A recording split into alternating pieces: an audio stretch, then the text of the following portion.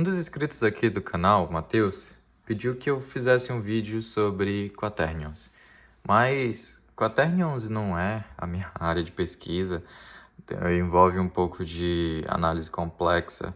E embora o meu TCC tenha sido sobre análise complexa, eu nunca cheguei a estudar quaternions, então eu estava pensando o que eu poderia falar sobre esse assunto. E eu descobri que ninguém até hoje, pelo menos eu não encontrei no YouTube, um vídeo sobre a carta que o Hamilton escreveu para o Graves quando ele fez a descoberta dos quaternions, né? Todo mundo sabe que ele foi lá na pedra e escreveu a fórmula lá, E ao quadrado igual a J ao quadrado igual a K ao quadrado igual a -1. Mas logo depois dele ter feito a descoberta, enquanto ele atravessava aquela ponte famosa, ele escreveu uma carta para o amigo dele, Graves, e é essa carta que a gente vai falar hoje. Essa carta está disponível nesse website chamado Cyrose. É um website onde você pode postar notas de aula e você pode disponibilizar seu TCC e tudo mais. Então, se você ainda não conhece a Cyrose, vale a pena você dar uma olhada. E eles têm disponível aqui a carta do Graves. Então, vamos aqui. Tá na biblioteca deles aqui. Carta de Hamilton para Graves. Deixa eu dar um zoom aqui para vocês poderem ver melhor. Vamos lá. Acho que eu vou dar um pouquinho mais de zoom para ficar um pouco melhor. Acho que assim tá bom. Aí, perfeito. Então, essa carta aqui é a carta que o Hamilton escreveu para o Graves logo após dele entender um pouco melhor como funcionavam os quaternions. E vamos analisar então o que ele escreveu nessa carta. A gente não vai olhar a carta toda, inclusive o link para vocês acessarem essa carta na Cyrose está na descrição do vídeo. E então fica à vontade para ler depois, mas eu vou falar sobre alguns pontos que eu achei interessante aqui nessa carta. Vamos lá. Ele começa dizendo assim: Querido Graves, um trem de pensamento matemático, uma especulação curiosa de um pensamento matemático me ocorreu ontem. E eu não posso, mas eu tenho a esperança de que talvez isso seja interessante para você. Você sabe que há muito tempo eu tenho desejado, e eu acredito que você tem o mesmo desejo, de possuir a teoria dos triplets. Ele não diz exatamente o que é essa teoria de triplets, mas ele diz que essa teoria de triplets é análoga ao que ele já publicou sobre a teoria de couplets. Então, alguma coisa a ver com... Ele publicou um artigo, alguma coisa a ver com acoplamentos, e agora meio que coloca dois objetos juntos, e agora ele desejaria criar a teoria dos triplets. E aí ele diz algo mais familiar pra gente, ele diz: e também o Mr. Warren, a representação geométrica dos números imaginários. Eu acredito que o que ele quer dizer com isso é que esse Mr. Warren provavelmente criou aquela representação dos números imaginários como sendo uma linha perpendicular aos números reais. Ele diz: agora eu imagino ter descoberto ontem a teoria dos quaternions, que inclui a teoria dos triplets. Então parece que ele foi um passo além do que ele gostaria de fazer, né? Então ele diz: minha linha de pensamento foi desse tipo. Como raiz quadrada de -1 é certamente, de um certo modo, uma linha perpendicular à linha 1, parece natural que deveria haver outra linha imaginária para expressar uma linha perpendicular à anterior. O que ele quer dizer com isso? Deixa eu dar um zoom out. O que ele quer dizer com isso é o seguinte: a gente sabe que os números reais podem ser representados por uma linha, né? E isso é o que ele chama de linha 1, que é imagina ali onde está o número real 1. E os números imaginários podem ser representados como uma reta perpendicular. E eles se coincidem aqui no ponto 0, 0. Então esse aqui seria o eixo imaginário e esse aqui seria o eixo real. Ele diz que se é possível você obter essa unidade imaginária I, que é perpendicular à unidade imaginária real, isso forma algo que tem mais ou menos duas dimensões. Então não deve ser tão difícil, na verdade não deveria ser tão difícil a gente chegar à conclusão de que qual seria a terceira dimensão desse objeto, né? Se você traçar uma linha mais ou menos assim, ó, você consegue ver que agora a gente tem meio que um plano, um espaço de 3 dimensões, né? Você tem comprimento, altura e agora você tem profundidade. Então, o que a gente sabe sobre essa nova dimensão que a gente adicionou aqui? Essa é a teoria que ele está tentando buscar.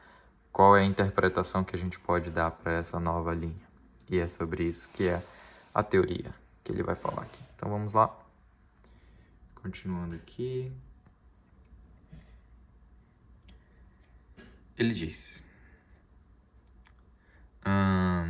parece natural que deveria haver alguma outra maneira imaginária de expressar uma linha perpendicular ao anterior, ou seja, essa terceira linha na terceira dimensão.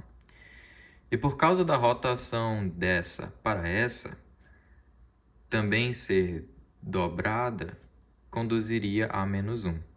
Também deve ser o caso que a raiz quadrada dessa nova unidade fosse menos 1, e mesmo que ela não seja confundida com a anterior.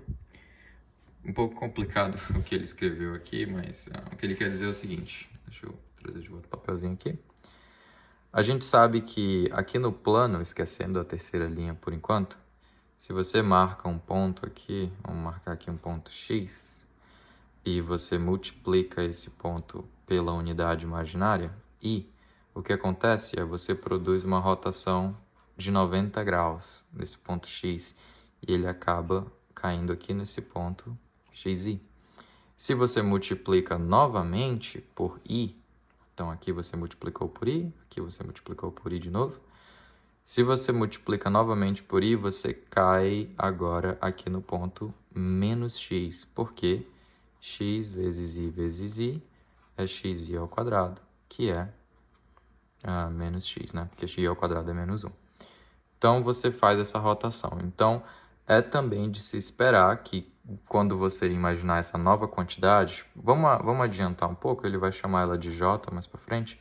Quando você imaginar essa nova quantidade e multiplicar pela quantidade j, também é esperado que você caia nessa linha aqui, que agora seria o xj, e quando você multiplicar de novo, você caia novamente no menos x, ou seja, xj ao quadrado também igual a menos x. E ele diz, cuidado para não confundir. Embora o xj ao quadrado seja igual a menos x e o xy ao quadrado seja igual a menos x, isso não significa de maneira nenhuma que i é igual a j. Muito pelo contrário, eles estão em dimensões diferentes. Vamos continuar aqui com a carta dele.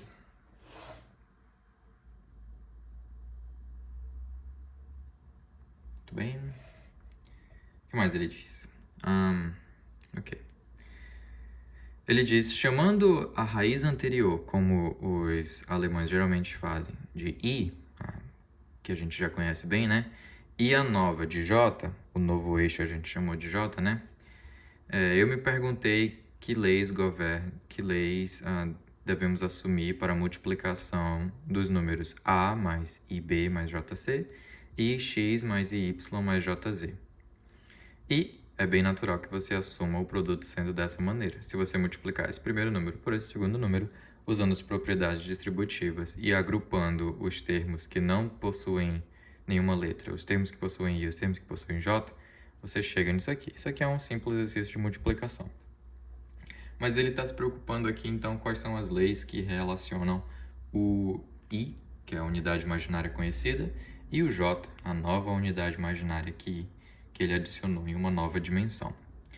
E aí, aqui aparece algo muito interessante. Primeiro, você obtém um número aqui, que é real. Essa primeira parte é real. A segunda parte aqui é um número imaginário, como nós conhecemos. A terceira parte aqui é também um número imaginário, só que na nova dimensão. Mas aparece esse termo aqui, bz mais cy, agora com essa nova unidade i vezes j. E a pergunta que ele faz: o que é que a gente faz com o i e com o j? Ele está em qual dimensão? Ele é um número real? Ele é um número que é uma combinação linear dos outros, como ele diz aqui, né? Será que ele é dessa forma, alfa mais bi mais gama j? Ou seja, uma combinação linear dos três anteriores? O que a gente pode dizer sobre o i e j? ele diz, bom, parece natural que esse número ao quadrado seja 1, de fato. I vezes j ao quadrado é i ao quadrado vezes j ao quadrado, e como i ao quadrado e j ao quadrado são menos 1, a gente conclui que esse número i vezes j ao quadrado provavelmente é 1. E isso leva a gente a crer, então, que ou o i vezes j é 1, ou o i vezes j é menos 1. É uma conclusão precipitada? Mas tem um pouquinho de verdade aqui. Mas ele vai chegar à conclusão de que isso não é bem verdade logo logo. Ele diz, mas nenhuma dessas hipóteses garantiria com que a soma dos quadrados dos coeficientes de 1 da reta real, da reta imaginária e da nova reta imaginária teriam um produto igual ao produto dos quadrados correspondentes em cada fator. E aí ele dá alguns exemplos de por que a gente não deve acreditar que ij é igual a 1 e ij é igual a menos 1. No próximo parágrafo ele diz, behold, ou seja, está pedindo um ato de bravura do leitor, né? Por favor, tenha paciência comigo enquanto eu me sinto tentado por um momento a desejar a ideia de que ij seja igual a zero. Isso é quase uma loucura, porque ele acabou de mostrar aqui que i vezes j ao quadrado é 1, como é que ij seria igual a zero? Mas a gente está falando de uma nova dimensão imaginária, então faz sentido que coisas estranhas aconteçam. Então, se um matemático um dia não tivesse suposto que existiria um número cujo quadrado é menos 1, a gente não estaria falando sobre isso hoje em dia, né? Então vamos dar para o cara aqui a chance dele explicar por que i vezes j é igual a zero, mesmo que o quadrado desse número seja 1. Mas logo ele diz, isso pareceu estranho e desconfortável e aí ele continua explicando mais um pouquinho por quê. Daí ele diz, eu fiz, portanto, i vezes j igual a k e j vezes i igual a menos k. Nota que isso lembra muito o que ele fez aqui anteriormente, vezes j igual a 1 e vezes j igual a menos 1. Mas agora ele disse assim, ok, talvez isso aqui não seja comutativo, talvez i vezes j seja k, mas talvez j vezes i seja igual a menos i vezes j, logo menos k. Supondo então que esses produtos não são comutativos. E aí ele disse, reservo para mim mesmo a possibilidade de que k seja zero ou não. Então ele ainda tem essa ideia de que o i vezes j pode ser zero, mas vamos supor que a gente não sabe muita coisa por enquanto. Então, por esse motivo, ele faz uma multiplicação aqui e aí ele começa então um argumento de explicando por que faz sentido a gente considerar i vezes j igual a k e j vezes i igual a menos k. E eles chegam em alguns resultados interessantes. Logo, ele chega à confirmação de que i vezes j é igual a menos j vezes i. Mas nenhuma informação ainda no valor de k. E aí ele continua trabalhando mais alguns exemplos. E agora ele diz, e aqui nós somos assombrados pela noção de que nós devemos admitir, em algum senso, a quarta dimensão. Por que ele diz isso? Porque ele percebe que o K não é a combinação linear de nenhum dos outros elementos.